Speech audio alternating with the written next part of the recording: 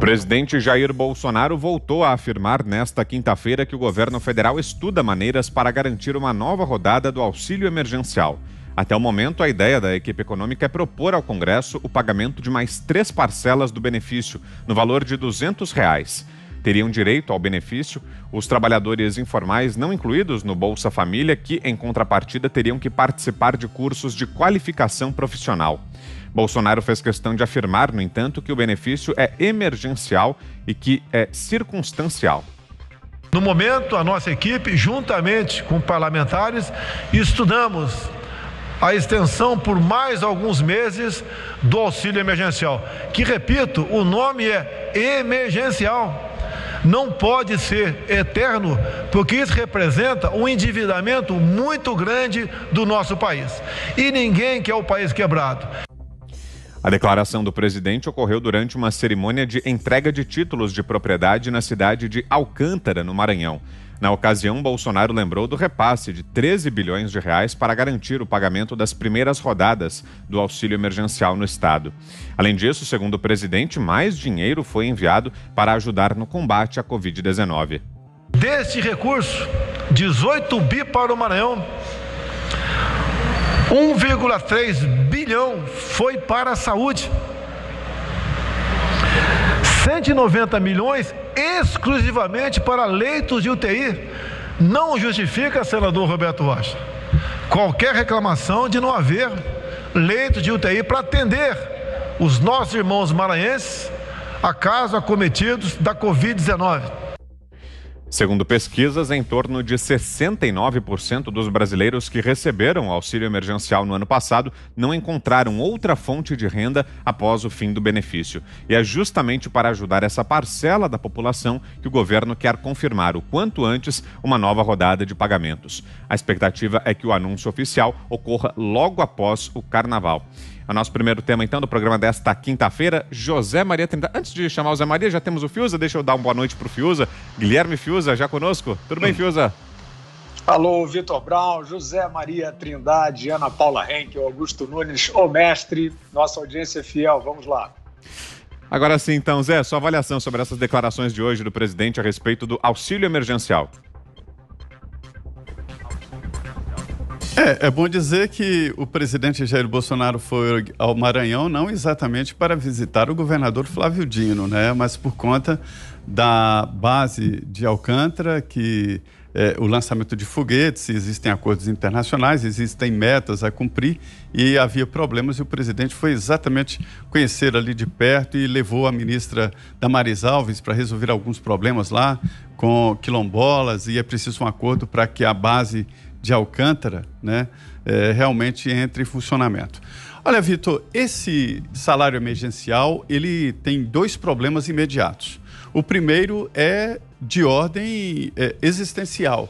O presidente Jair Bolsonaro já falou e eu entendo que acordos assim, eles têm que ser passageiros, emergenciais mesmo, porque eles acabam provocando desequilíbrios. Ou uma frase que eu não esqueço do presidente dizendo o seguinte: se você projeta o fracasso, acredita nesse tipo de ajuda. Isso não leva a absolutamente nada. Não leva. O que leva ao progresso é você se esforçar, estudar, empreender e progredir. Isso aí é para uma emergência, para não morrer de fome.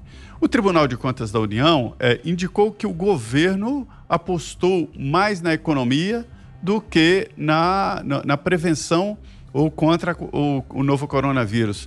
Mas é evidente que tem que apostar na economia, porque isso mata. O número de miseráveis cresceu no Brasil com a pandemia, mas não foi por conta da pandemia, mas pelo que fizeram para enfrentar a pandemia.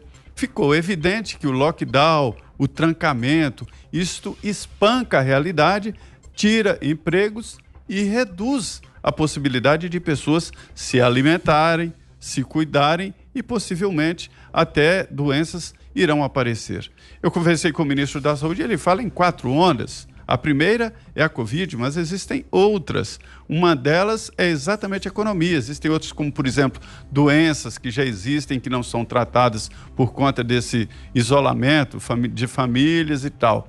Agora, é preciso dizer que os 2 problemas são, um é esse, de ordem econômica mesmo. E por outra, é orçamentária. Não há como sustentar um salário emergencial assim por muito tempo. O país já se endividou quase R$1 trilhão, 740 bilhões de reais. E isso é muito dinheiro. Não adianta o Congresso tentar aumentar o valor ou aumentar as parcelas num golpe ali de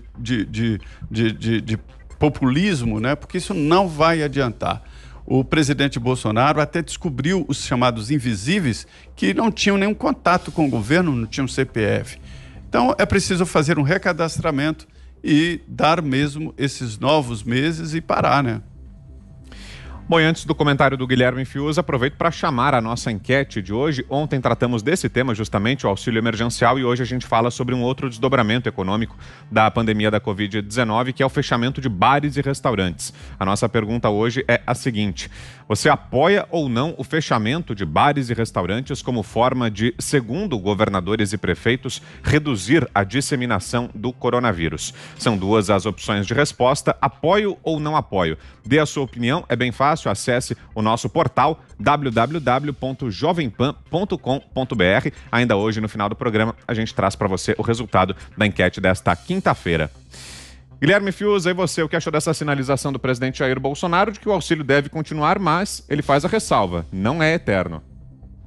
O auxílio emergencial é uma política, né, creditícia, junto com alguns outros instrumentos, né, que o governo lançou mão, de uma maneira até bem engenhosa, né, quer dizer, em relação a pessoas jurídicas também, a questão dos vencimentos, a questão das dívidas, dos encargos trabalhistas, enfim, foi todo um plano, toda uma engenharia de emergência, né, para atravessar uma situação que um ano atrás não se sabia como iria transcorrer, né?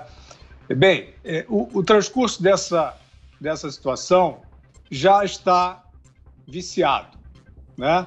Nós estamos já no vício. Por quê? As características aí do contágio, né? É um flagelo, é uma situação muito difícil de lidar, mas a forma certa não é garroteando a sociedade, não é impedindo a sociedade em bloco de um jeito estúpido, irracional e não científico de funcionar, né? Isso aí já é pacífico entre aqueles de boa fé.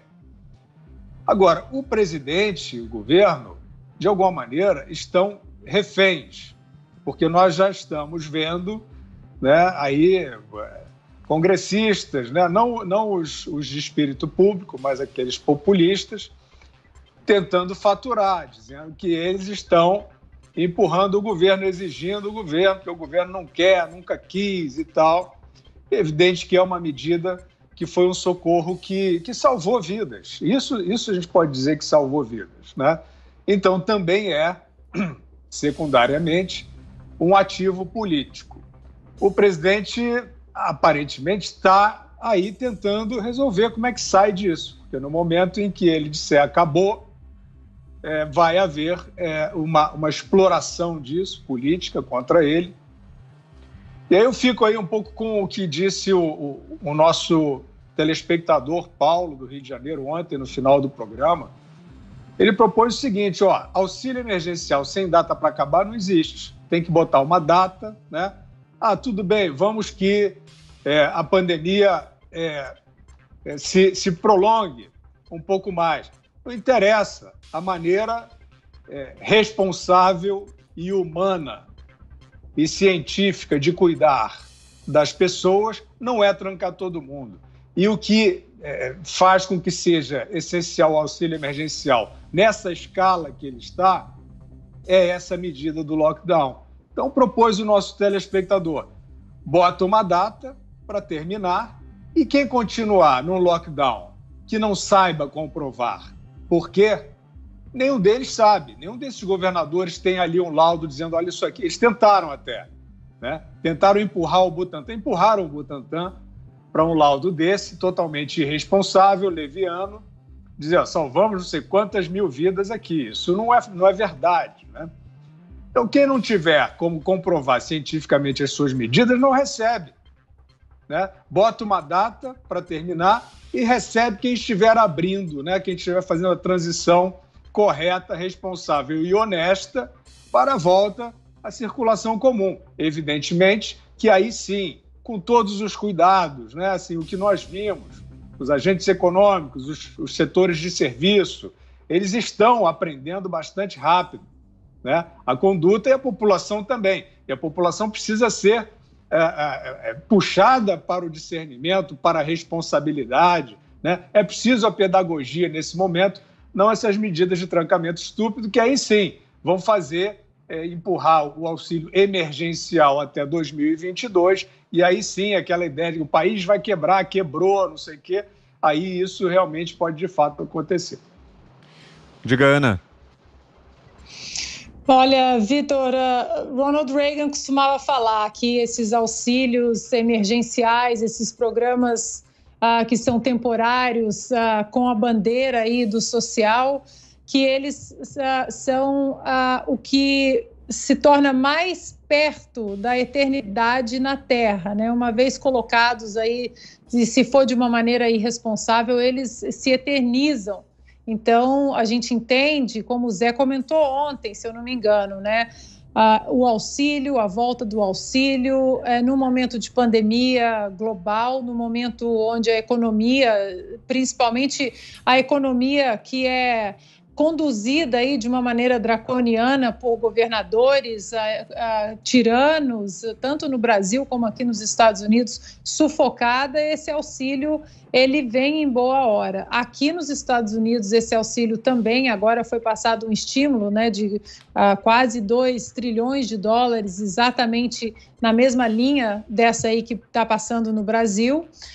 Agora, é importante a gente frisar que é uma medida populista negativamente, se sai da pandemia e isso continua aí até como uma maneira de você atrelar o eleitorado a algum governo.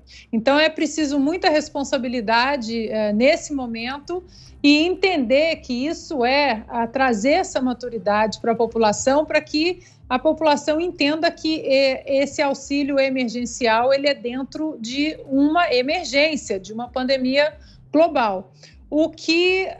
Outra coisa que também temos que ficar bem atentos é como a própria oposição, como a própria imprensa militante vai usar isso em algum momento contra não apenas esse governo, mas o próprio Ministério aí da Economia, que está fazendo mágica nesse sentido, uma vez que o Brasil estava saindo de um sufoco aí, de uma obscuridade econômica no momento em que Paulo Guedes assumiu, quando a pandemia chegou. Então, a gente não gosta nem de imaginar se estivéssemos entrando aí numa pandemia num governo como o PT, por exemplo.